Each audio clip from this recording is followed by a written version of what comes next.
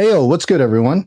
I hope you are having a great evening, just as great as the panel I've got here with me. Tonight, I've got some experts. Sure. I should probably introduce you guys. This is Windeck Tech, OKS Gamer, and Silicon Fox. Gentlemen, hey, welcome back. Subscribers. This is your host, Andrew. Yeah. Hey, howdy, guys. I can't pull it off as good as Joe. No. Love you, Joe. Yeah. All right. We are not starting over. I'm starting off by asking you the first question, okay? We have a newly announced AYANEO device. Let me make sure I get the name correct. AYANEO1S. Oh, I'm sorry. AYANEO Flip 1S DS, which by the time this video gets uploaded and posted will probably be 3 SKUs behind. But I want to ask my friends here what they think of these devices. So I'm going to turn to Windeck Tech first because I know you've had some experience with the original Flip. Why should someone care about this device, or why shouldn't they care about this device?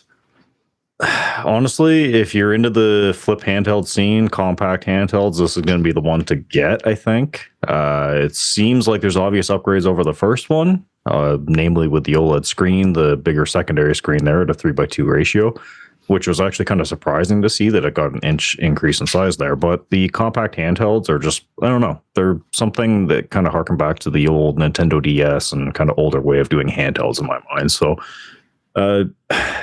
I know not everyone loves them. They're not going to be ergonomically friendly to everybody, and that's kind of why I got rid of my first one, because I couldn't play any first-person or third-person shooters on it. And it doesn't look like the ergonomics are going to be that much better on this one. So, but the heat dissipation was good, so hopefully we'll see good things on this one.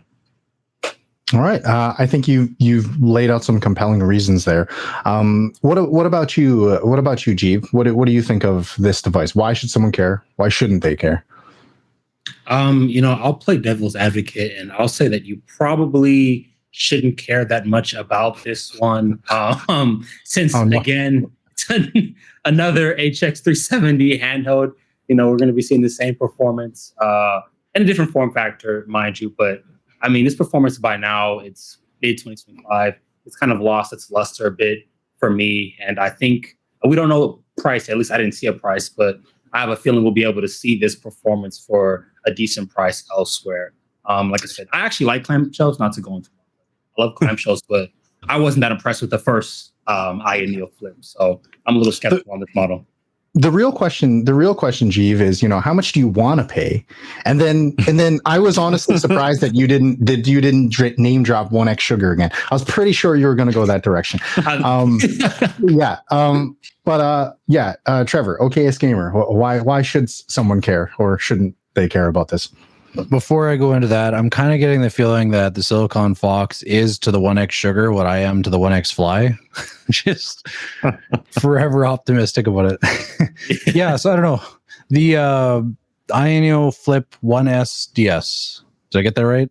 Yeah, I think so. Yes. Okay. Yeah, I don't know. It looks interesting. Like, I've only had like one clamshell device, and that's the G1 here.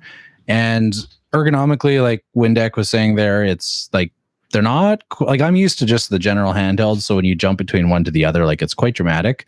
But having the keyboard is actually pretty nice. I don't know. I think like it's just nice seeing companies do something a little different rather than the traditional candy bar style where they all look the same, they all operate the same, they're using the same APU. Yes, this is using the HX370 that are in other ones, but it's still different than the Z1 Extreme and the Z2 Go, thank God. And don't forget Z2A. Z2A will be the next. Yeah. Anyway, I like seeing innovation, and it's something that although it might not be mainstream, it's still unique, so it's good to see. Yeah, I think you laid out some good reasons for that. I think that you all have very reasonable takes on why someone should or shouldn't care about these things, which honestly, that doesn't really work that well for bloopers, guys. I wanted more hot takes than this. But hot take, GPD Mini is garbage. Oh no, he didn't just go there. Oh no. It's okay, guys. We still have the GPD Pocket 4, which is not really a handheld. It's a mini PC. Okay, so All right, but what about? I know for a fact that there's audience members out there though who are interested in a really compact, almost like a subcompact car, clamshell devices. So if you had to pick one, what's the best clamshell device? Assuming that this is also on the market right now too, that you would have to pick. And I'm gonna throw it back to Trevor now because you're ready to go with that G1 right there. Yeah, I mean, for me, it probably would be literally the one that I have at home because that's the only clamshell I have. I keep hearing good things about the what do they call it, the Win Mini. But I have never really tried it. I haven't even held one, so I'm not sure what to say about that one. Personally, I prefer like the slide up keyboard devices. Those tend to be because you kind of get the best of both worlds. You get that, like this one here. I have that Antec Core HS where you can like almost break it when you slide it up. You hear that nice snap, but then you get the keyboard. Plus, you still get that candy bar style. So, yeah, I don't know. Clamshells they're neat, but I just don't have enough experience to really like definitively say. But my default answer will just be the one that I have because that's my only experience. So the G1. Right. So the okayest answer is we already have an Ayaneo Flip at home. All right. Yeah. So okay, that's a pretty hot take. All right. What about you, G? Now he's going to say 1x sugar. Yeah. Yes, my time has come. No, I'm gonna be fair. It's not out yet. But I would say G1's a pretty good answer, honestly. If we had to just only choose one, though, G1 I would say is the best clamshell you can get, best of both worlds, because I like having a physical keyboard on my handhelds. I'm still a huge fan of the original Ayaneo slide. I still have mine. You can see it on the box up there. So G1 or slide, best compact device. Can't really do that, I think. Okay. Yeah, I think that's fair. What about you, Andrew? What do you think? I think I've had pretty well every clamshell or used them at one point. So I started off with the GPT WinMax 2 or whatever it was with the 7840U. The ergonomics around that were terrible to use as an actual handheld. There was no comfort to it at all. The keyboard was fine. Other than that, it was a fine little netbook, but I got rid of it, got the Mini. The Mini was nice. It has better ergonomics than the Flip DS, but the heat on it, you could only push it up to like 18 watts, and then at that, you're still going to burn yourself. So I got rid of that. And then I got the Flip DS, and then, I got rid of that too. So obviously there's no perfect one because I still would have one. The G1 though is probably, again, like everyone else mentioned, just would be my go-to one if I was looking for a larger format clamshell device. It beats the GPT WinMax in so many ways. But with the Flip DS with the additional screen, that's where I always liked it over the actual physical keyboard because you could do it for stat monitoring, but then also have a touch sensitive keyboard there too. So you kind of got the best of both worlds. So I guess ultimately the one that has two screens is going to be my favorite. Yeah, I'm actually on the same page as you. I actually, before getting my hands on the G1, I really did want to hate it, and I ended up not hating it as much as I thought I would. But I still didn't like the capacitive, touchpad below the physical keyboard. I would have actually preferred something like a dual display. Does that totally forego the purpose of that physical keyboard? Yeah, absolutely it does. But I just figured that would have been like a better use case because, I mean, let's be real, typing on that capacitive keyboard when it's activated is ass. Like, it's not good. That said, like the screen is absolutely beautiful and the ergonomics and the controls are actually pretty good, especially for a clamshell, right? My wife with smaller hands even like the ergonomics of the G1 as well.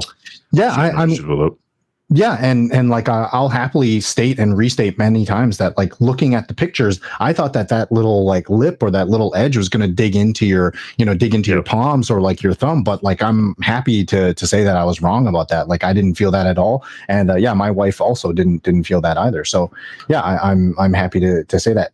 I think though that what you had said about the Flip 1 DS, having dual screens is an interesting proposition because that's the only one of its kind, at least to to date that has anything like that. And the upgrades, the additional 1-inch screen is what you're saying at the bottom. 4.5 inches versus the 3.5 inches is a nice little upgrade. Now, I do have a little bit of a hot take from another one of our Handheld United's friends, Clef, who had said that it's a big miss that the two screens are not the same, because they've upgraded the top panel to an OLED, but the bottom panel is an LCD. So I understand it, because obviously it's not going to be your main screen. Yeah. But yeah, I mean, it would have been nice to have dual OLED for sure. Yeah. Now I don't know. I mean, maybe someone in the comments can correct me. I don't actually think there is a 4.5-inch OLED display that's out there. I know there's even, I don't even think there's 4.7. So the Retro Pocket Mini, which has a 4.7-inch OLED display, is actually not 4.7 inch. I think it's like 4.8 or 4.9, and they actually like covered it with bezels. So they like. And there's not the PS Vita screen or something too, or something. It might be. Yeah, it might be. Yeah. So I think that's still one of the only smallest OLEDs. Right. So it might be that like there's just nothing physically available in those dimensions. So to be fair to them, like they probably couldn't have provided that option even if they wanted to. There wouldn't really be an advantage to either, I don't think, honestly, because with the OLED on the top screen, if you're going to have black bars or anything like that, they're going to be pitch black. Like they're going to be effectively off. Mm-hmm. So any sort of like kind of black bar, whatever issues that you would have want to maybe mitigate by having that 3:2 aspect ratio, you could just kind of do on the top screen. So yeah, that's true. And as a self-proclaimed hater of bezels, the fact that it's OLED now really does help to hide that, especially if you're getting like the black version. So overall, I think even though I've not had hands-on with the original Flip, I think there's some nice, meaningful upgrades that they've made here. Whether or not that's worth someone's money, that's really hard to say. There is one more little hot take there. I'm sure that Clef and another one of our new panelists, Nelly, would agree that they don't like the start and select buttons that have been moved to the bottom, because they had to make space for the larger display. Yeah, I noticed that. I feel like you. Touchpad still there as well. Are we seeing, beside those new start buttons and everything, is the touch mouse thing still on there? Is that what's on the yes. It looks like that's the optical touchpad thing, or the optical mouse thing. Yeah, that's what it looks like. Thing, yeah. yeah. I wanted to like that too, but after experiencing the one on the Legion Go S, like it's okay. Yeah, it's okay. Give me the track point. Yeah, that thing is really underrated. All right, so before we get way too off topic in how much I love the little ThinkBook or red nubs, let's talk or clown noses, if you will. Let's talk about one more question that I have for each of you on this topic of this kind of more flexible and versatile device, which is right up my alley. And that is what your ideal desktop replacement setup would be. And I'm going to go straight to the source. The okayest source, because I know he doesn't even have a desktop PC. I really don't. Like, I've been using Handhelds to edit my videos for over a year. So whenever I see those, I gave up my desktop for a week videos. I'm like, come on, like sit down. I've been doing this for like a year. Yeah. So what I do is I basically have switched now to my G1. And what I do is I connect it to my eGPU, and I'll grab it here. Basically, I have this little guy here. This is a Morphine. It's like an NVIDIA, and I think you have a very similar one. You have like the 4090, so you got the fancy one. Yeah, right. 4080. So yeah, I basically connect with that for gaming, and it's great. Like I have my 4K monitor in the back there, so I can basically play all my games at 4K.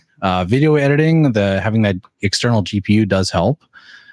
Previous to the G1, I was using my 155H X1, which was those were dark days.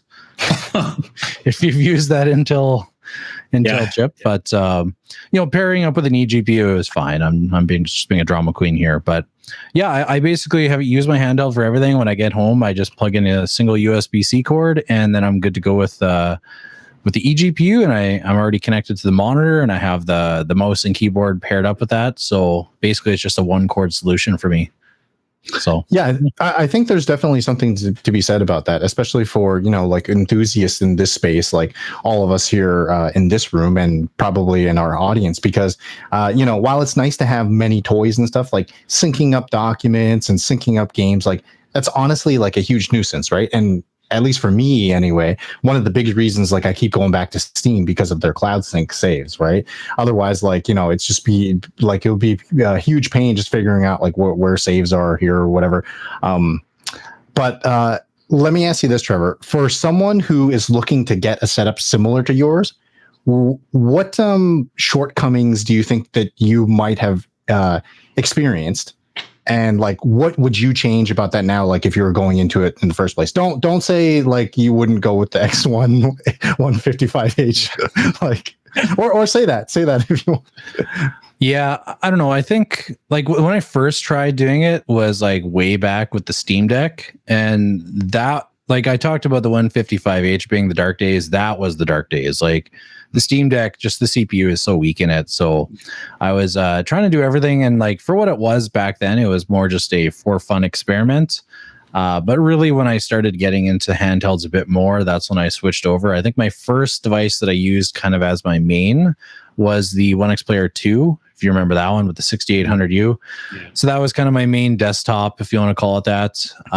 Then I got the Intel 155H X1, switched to that for a number of months until just recently with the G1. So some of the shortcomings, though, is basically not all programs are going to utilize that eGPU that you're plugging in. Like I found that my editing software doesn't always like to use that. It sometimes will try to do it all with the integrated GPU, which is pretty limited compared to the external, right? So sometimes rendering, you'll be editing a video and it's just, you do one change and then you wait a couple seconds, you do another change, then you wait a couple seconds, and it can kind of be a little frustrating to say the least. But I don't know, you can make it work. It just really depends on what you're doing.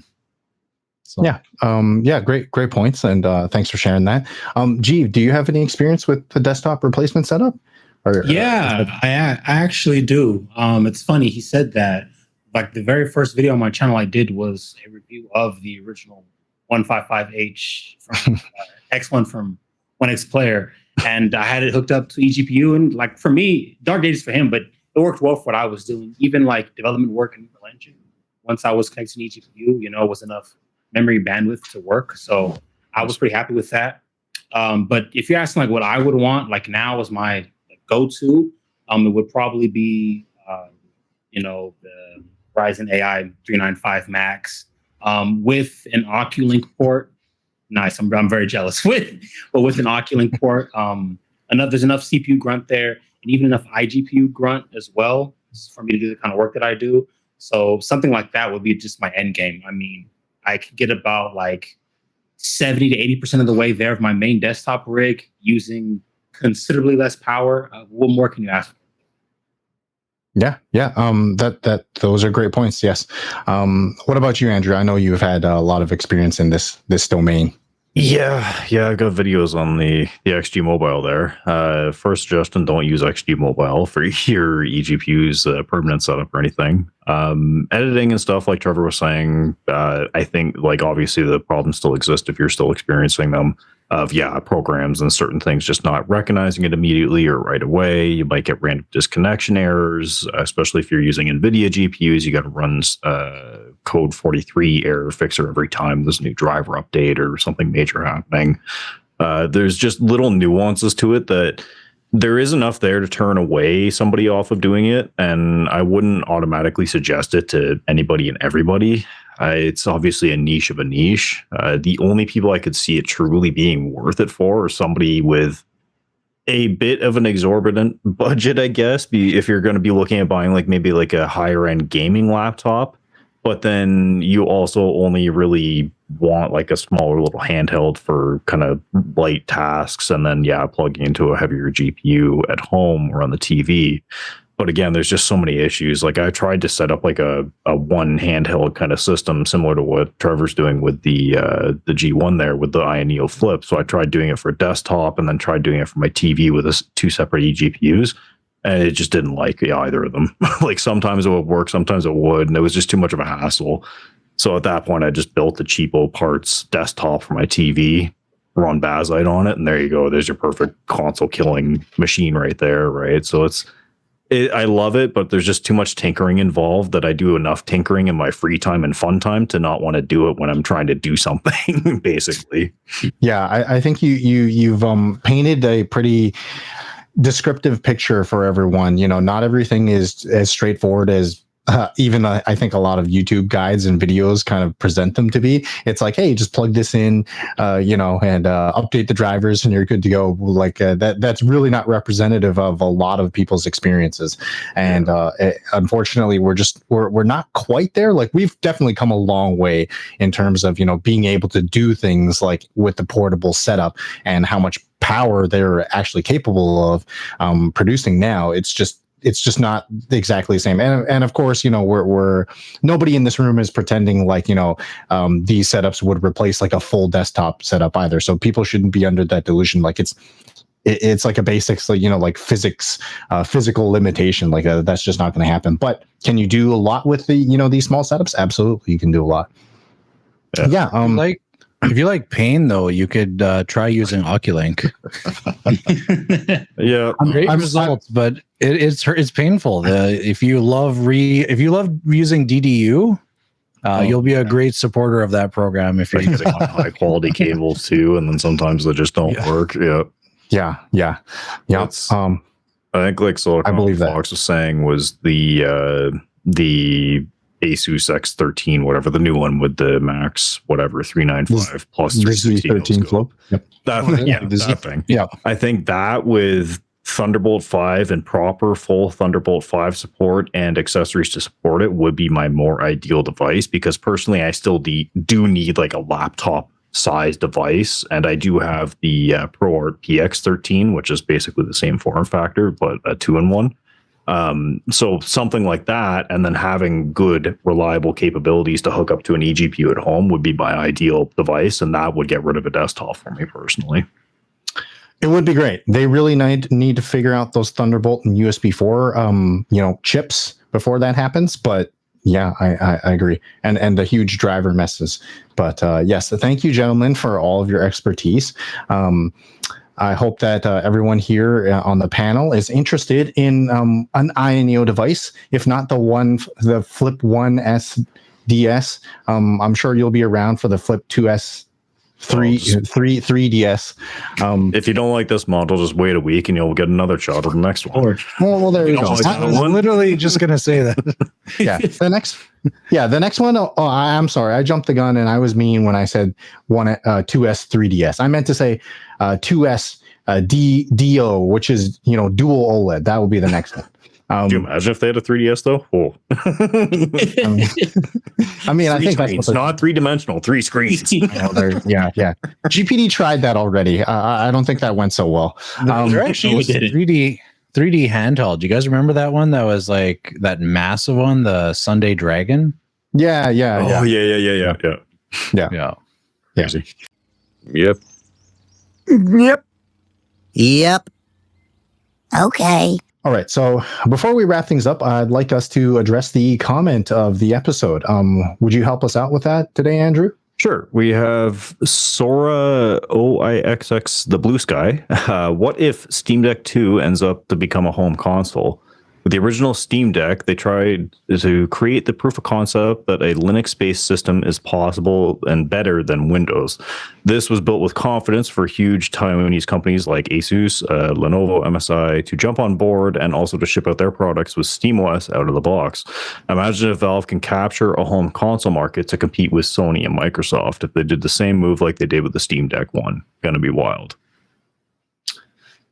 I think that's a really interesting question, especially given the context that we're talking about, desktop replacements.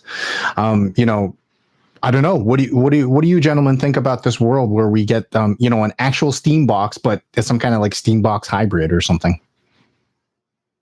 Sounds like a mini PC with some extra steps.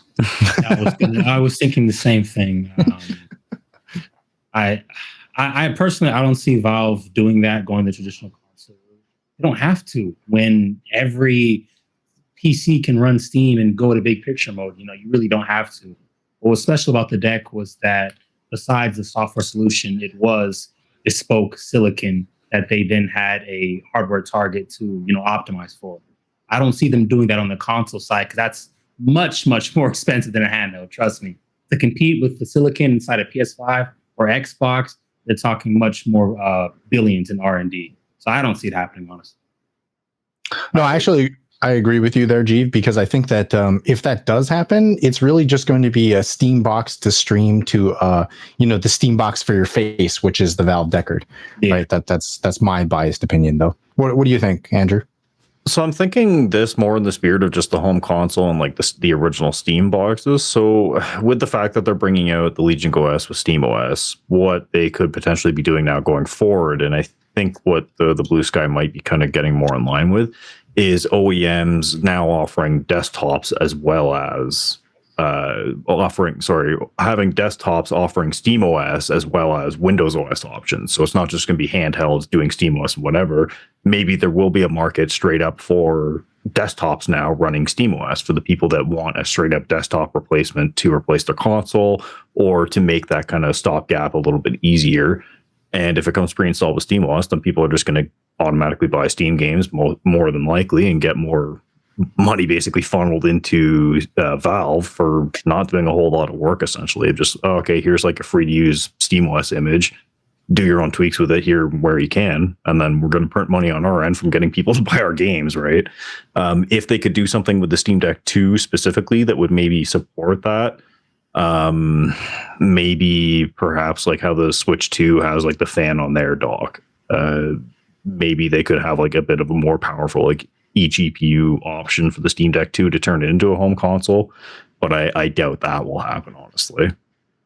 Yeah, they need to figure out the eGPU situation on Linux first before that happens. But I agree. It's also interesting that we're talking about this because it's in a way you could think of it as like the Steam OS creating this direction where Xbox full screen mode is kind of going down this similar route, and it's like it's an A or B type scenario. They're both trying to force you into their walled garden or their ecosystem in order for you to buy stuff off of Xbox Microsoft Store or off of Steam, right?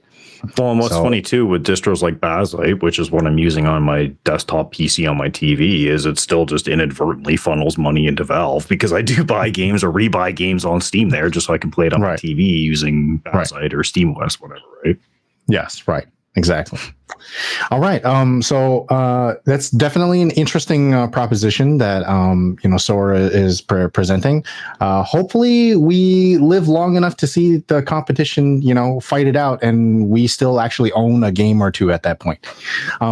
Thank you, gentlemen, for your expertise once again. Thank you, everyone, for tuning in. Please make sure to leave a comment and subscribe. Tell us, if you want more hot takes from this panel, I'm sure they would love to give you some. Catch you guys in the next one. Take care. Yep. Shout.